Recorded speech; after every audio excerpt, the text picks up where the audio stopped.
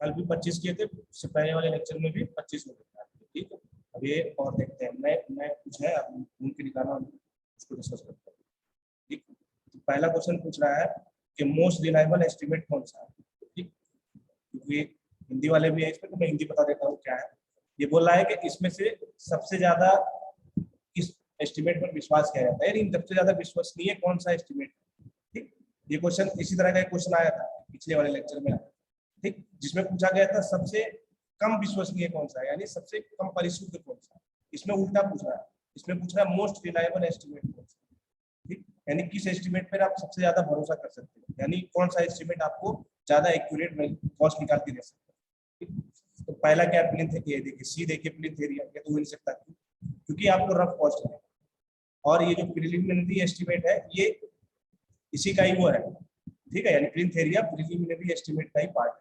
ठीक, और ये डिटेल एस्टिमेट क्या होता है, इस डिटेल एस्टिमेट में आप क्या करते हैं, एक एक आइटम को निकालते हैं और उसकी रेट से मल्टीप्लाई करके फिर टोटल कॉस्ट निकालते हैं।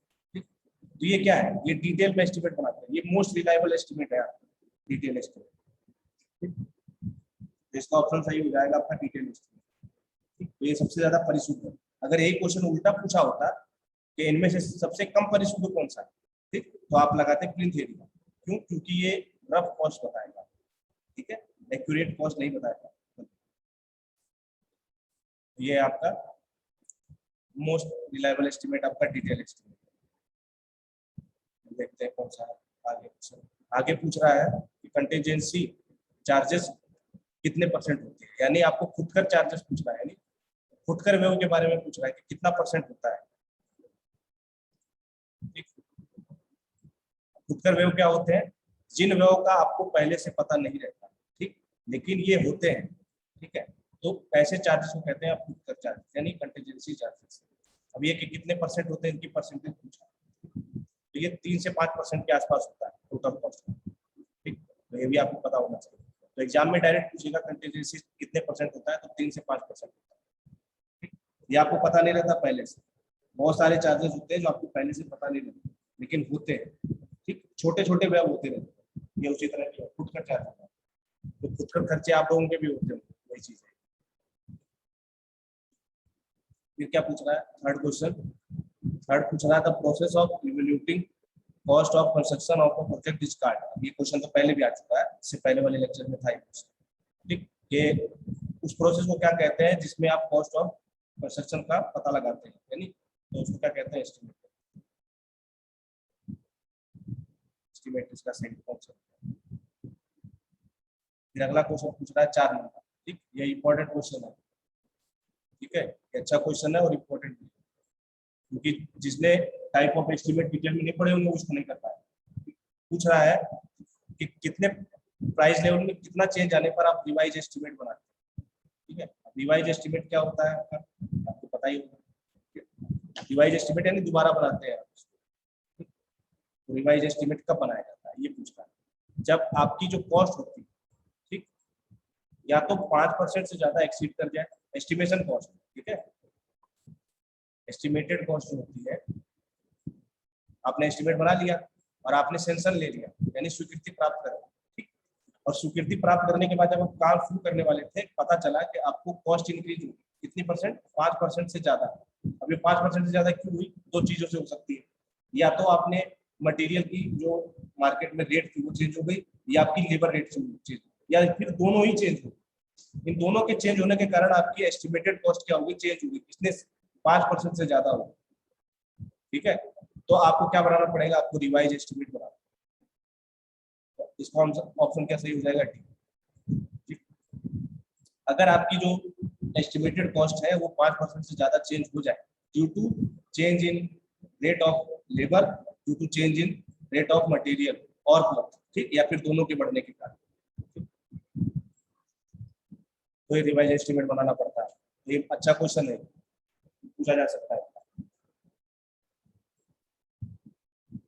अब पूछ रहा 5वां क्वेश्चन ये टेंडर से, 5वां क्वेश्चन टेंडर से है। पूछ रहा है the work order. Work order क्या चीज होती है, वर्क ऑर्डर कब दिया जाता है, मान लीजिए जब आपने टेंडर इनवाइट किया, टेंडर सबमिट किया, फिर कॉन्ट्रैक्टर को आपने सेलेक्ट किया, फिर आप उसको क्या बोलते हो, आप जाइए काम शुरू कीजिए, यानी कार्य शुरू करने की आप आज्ञा दे देते हैं। ठीक है, किसको, कॉन्ट्रैक्टर को, तो उसको कहते हैं वर्क ऑर्डर। ठीक है, तो बोल रहा है the work order for starting of work to the contractor after accepting the tender is issued only after payment of. ठीक, ये कब दिया जाता है वर्क ऑर्डर? ये वर्क ऑर्डर आप कब देंगे कॉन्ट्रैक्टर? जब उसने सिक्योरिटी डिपॉजिट जमा कर दी। जब उसने सिक्योरिटी डिपॉजिट को क्या कर दिया, जमा कर दिया। कितनी परसेंट होती है? 10% के आसपास होती है। ठीक, दो तरह की डिपॉजिट होती है, एक होती है अर्नेस्ट मनी। ठीक, अर्नेस्ट मनी कब जमा करता है कॉन्ट्रैक्टर? अर्नेस्ट मनी तब जमा करता है जब वो टेंडर भी कर रहा होता है। ठीक है, टेंडर डॉक्यूमेंट में उसको डालना पड़ता है अर्नेस्ट मनी। कितनी परसेंट? 2%।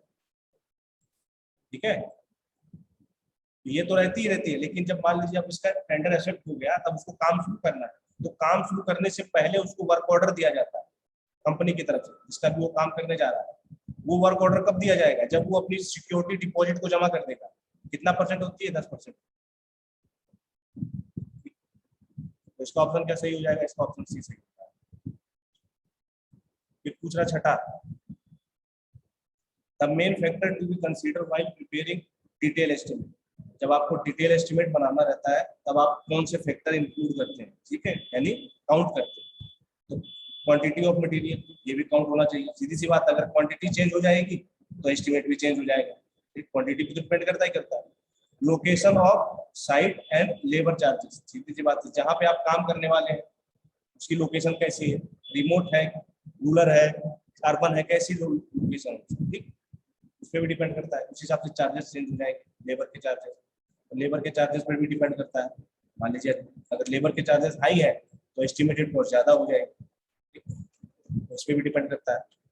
ट्रांसपोर्टेशन ऑफ मटेरियल, हाँ सीधी सी बात है, अगर मटेरियल आपको लोकली अवेलेबल है, अगर आपको मटेरियल लोकली अवेलेबल है तो इसकी कॉस्ट क्या हो जाएगी? कम हो जाएगी। ठीक है, एस्टिमेटेड कॉस्ट कम हो जाएगी। लेकिन अगर आपको लेबर या फिर मटेरियल आपको लोकली अवेलेबल नहीं है, ट्रांसपोर्ट करके कहीं लाना पड़ रहा है, तो ट्रांसपोर्टेशन कॉस्ट ऐड हो जाएगी उसमें। ठीक, तो एस्टिमेटेड कॉस्ट क्या हो जाएगा? अपने आप बढ़ जाएगी। इन सब पे डिपेंड करता है, तो ऑल ऑफ द अबव हो जाएगा। तो छठे का डी हो जाएगा।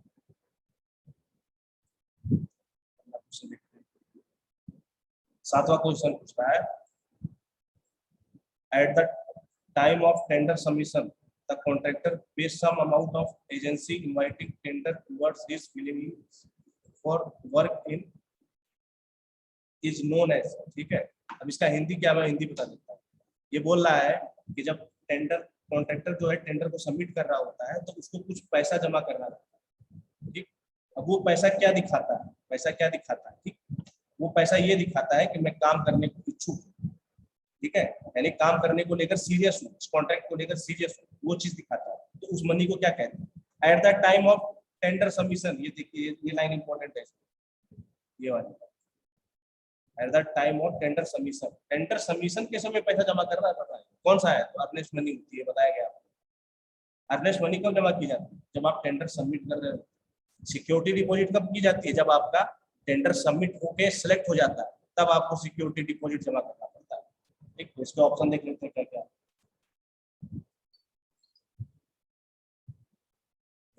उसके ऑप्शन क्या होता है? सिक्योरिटी डिपॉजिट तो हो नहीं सकता। सिक्योरिटी डिपॉजिट कब जमा करते हैं?